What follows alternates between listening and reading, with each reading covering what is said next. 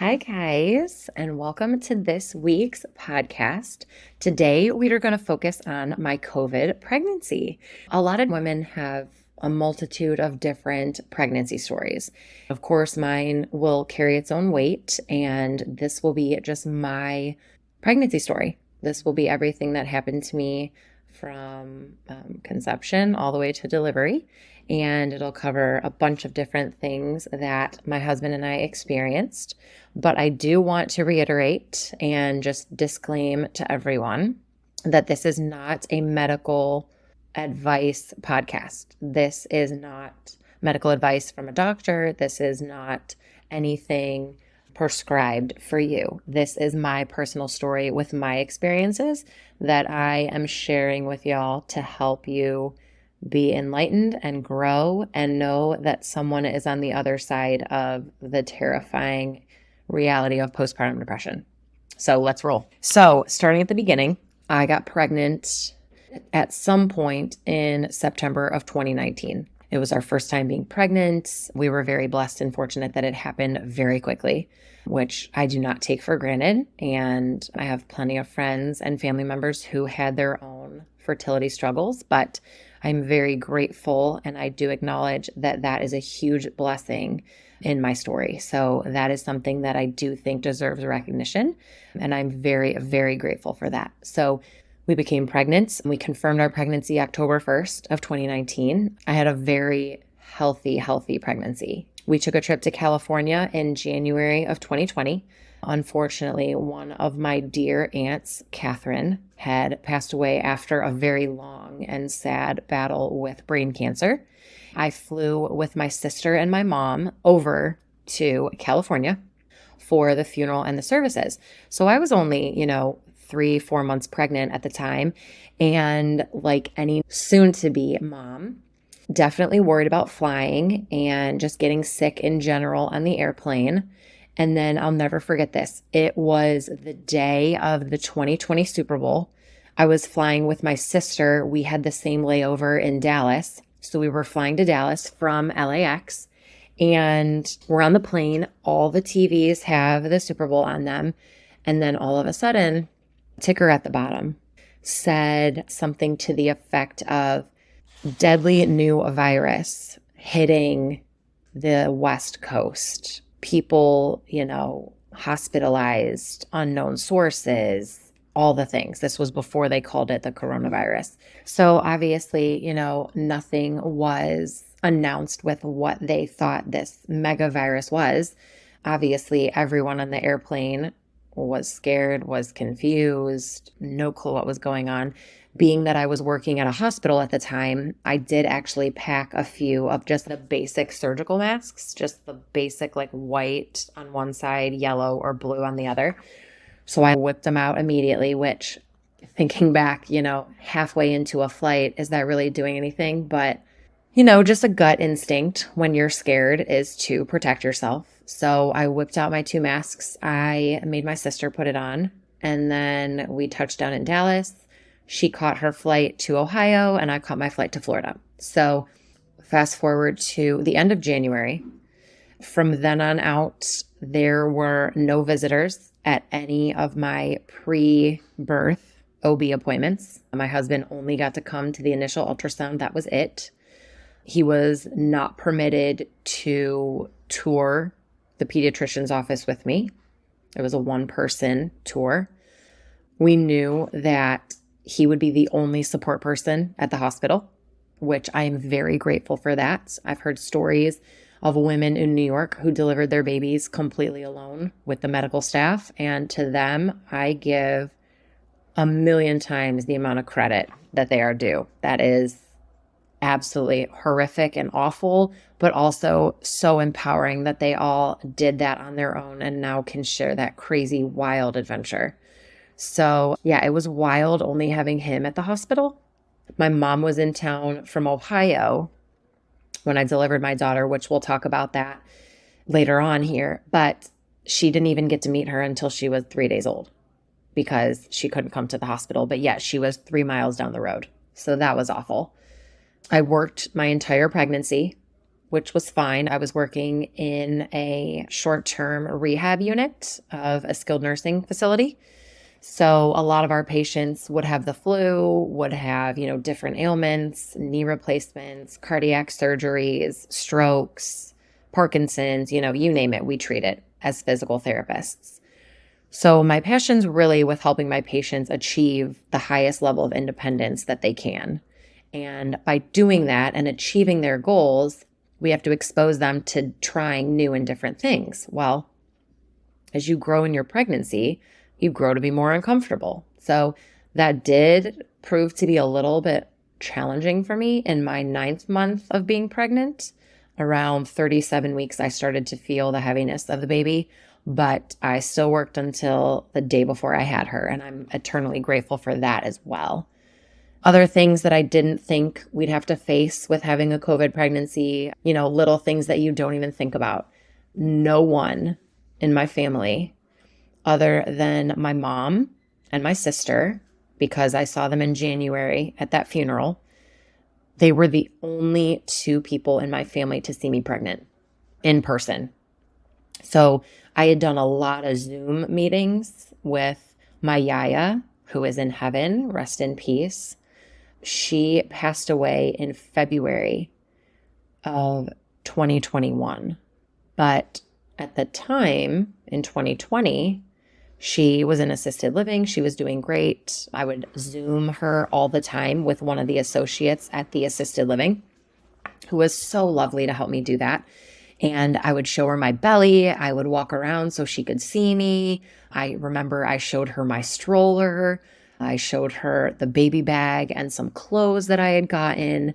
And that was the closest she ever got to meeting my daughter. She unfortunately never got to meet her, which is something that, I carry with me forever. But I know that she would have been proud of her little granddaughter.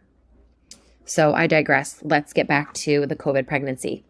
So when you think about those normal pregnancy things, you think about a baby shower. So I was projected to have a baby shower in Ohio, which got canceled, and then a baby shower in Florida, which got canceled because of COVID.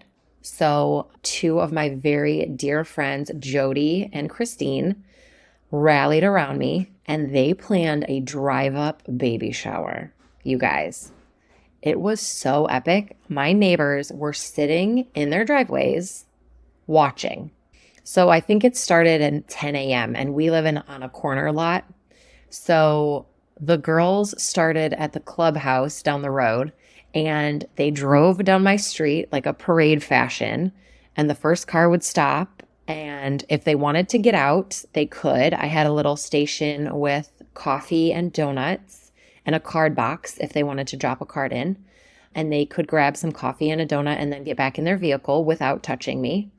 Or if they didn't feel comfortable with that, they could just stay in the vehicle, and then my husband or I would take the gift from them and put it in my trunk.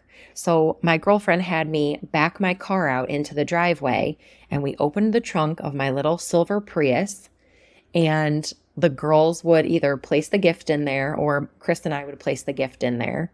And my girlfriends had balloons in it, and they had a beautiful baby banner decorating the hatch. It was so stinking cute. So that was amazing. And seeing how they rallied around me was just so special.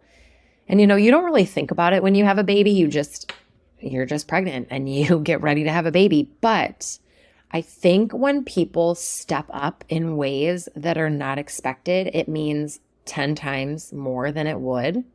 So that was just so special to my heart. And then one of my very best friends, Kelly, we worked together for 7.5 years at that skilled nursing facility that I mentioned earlier. And she told me that she was going to do a socially distanced baby shower at her house. So she invited most of the coworker therapists that we have at the skilled nursing facility.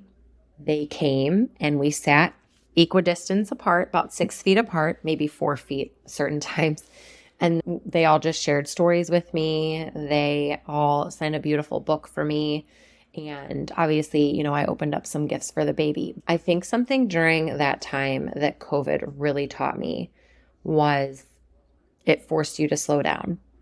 It absolutely took all the busyness out of life because there was nothing to do for a lot of people. So I think it really forced me to focus on my relationships and on my work and on my upcoming baby. I'm very grateful for that. I know that in the medical field, we have a lot of challenges ahead of us. It can be so mentally exhausting taking care of patients and dealing with families and friends and other practitioners and other therapists, and the list goes on. But I think something that the medical community brought to me and to every other medical practitioner out there is it brought us a job.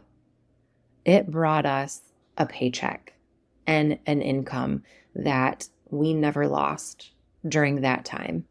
I have plenty of other friends in different settings. They did face their fair share of challenges, but I am so thankful that the setting that I was in did not face those type of struggles. And it is something that I do not take lightly, and I do not forget how fortunate I was during that time. Okay, so let's talk about the constant masking when you're pregnant. So obviously, I started my doctor's appointments in 2019 up until December, completely normal. No one's in masks, everyone's seeing each other, everyone's friendly, everyone's talking. The nurse gave me a hug when we found out that we were pregnant. When the ultrasound tech was showing it, the nurse was in the room, she gave me a hug. Then to go from that to, the end of January 2020, when everyone's in masks, you have to wait in your car to be called for your appointment. You don't go in the lobby. You don't get a support person at any of your OB appointments. You have a masked, abbreviated hospital tour, a very quick, I don't know how many minutes long hospital tour, but it's so impersonal. I think something that COVID did to us is I think at times it took the emotion out of everything. And that's something that was very challenging for me because I'm a very outgoing, to the point type of person. And so to have it be so difficult to just see the person who you're talking to and read their face, read their emotion, see the way that they're saying things, that's hard. And then add the emotions of a pregnant lady, that can be very hard. So that was definitely challenging for me. The one good thing that I did really cherish during my pregnancy was that our hospital still offered the pre-delivery hospital class. And that was at the hospital in one of their classroom settings. There was probably 6 other couples, and they had us all spread out, long rectangle tables. And it was you and your support person for your table. And then the tables were all spread out across the room. And the instructor was at the front, and she was an awesome nurse of 30 years, fantastic. She led us through infant CPR, basic first aid, when to call 911, and changing diapers, and pretty much everything that you can think of when it comes to a newborn. So I was super, super thankful that we still got to attend that class, because for a while there, we thought that they were actually going to cancel it. So we were very, very fortunate that we still got to attend that class. So speaking about the progression of my pregnancy, I did have a very healthy, natural pregnancy. Up until my 40-week appointment, everything was moving along quite nicely. Then I went in for my 40-week appointment, and I had a feeling nothing was happening because I couldn't feel anything. Everything still felt the same. I had started getting some Braxton Hicks only at nighttime, so I just figured it was nothing. So I go into my 40-week appointment, and I met with one of the doctors, and she told me, your cervix is still very hard. There's no ripening. I will see you again next week. I said, okay. So I go to work, of course, stressed out. I'm a super active person. I've played soccer and volleyball almost my whole life. I love to run. Before I had my daughter, my husband and I would run at least 3 times a week, which was great stress reliever. But at this point, I'm obviously way too far along to be running. So I was still doing some light weightlifting and stepping on the stair stepper. So I worked out a lot that week. I worked that week and then went in for my 41-week appointment. So I go to my 41-week appointment. I meet with one of the other doctors in the practice, and same story. Your cervix is very hard. There's no dilation thus far. We think that you need to report to the hospital so we can start the induction process. And I don't really like the concept of the word birth plan because obviously these babies inside us have their own plan and God has obviously the ultimate plan. So to me, my birth plan was to safely deliver my child in a successful way with the least amount of intervention as possible. Now, I knew that if I was miserable, I would definitely call an audible and take that epidural, but that's not my intent. I wanted to do as much without intervention as possible. I leave that appointment. My mom was downstairs in the hospital parking lot waiting for me in the car with all my hospital stuff just in case I had to get admitted. So I run down, pregnant lady, 41 weeks, run down through the lobby, get to the parking garage. I run up to the car. I pound on the window. I'm like, Mom, they want to admit me. She's like, all right, let's go. Of course, moms are practical, and I was just stressed, caught off guard. So I grab my stuff, and she helps me walk it all to the front of the lobby. We get to the lobby, and this big, burly security man comes up to us, and he's like, ma'am, I'm sorry, you cannot escort her into the hospital. She's like, oh, this is my daughter. I need to help her get to labor and delivery. They're going to induce her tonight. And he's like, no, ma'am, you cannot come in.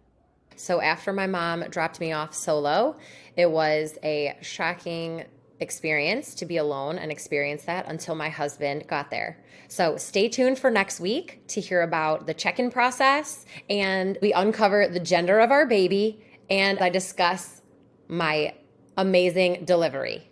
Thanks for being here.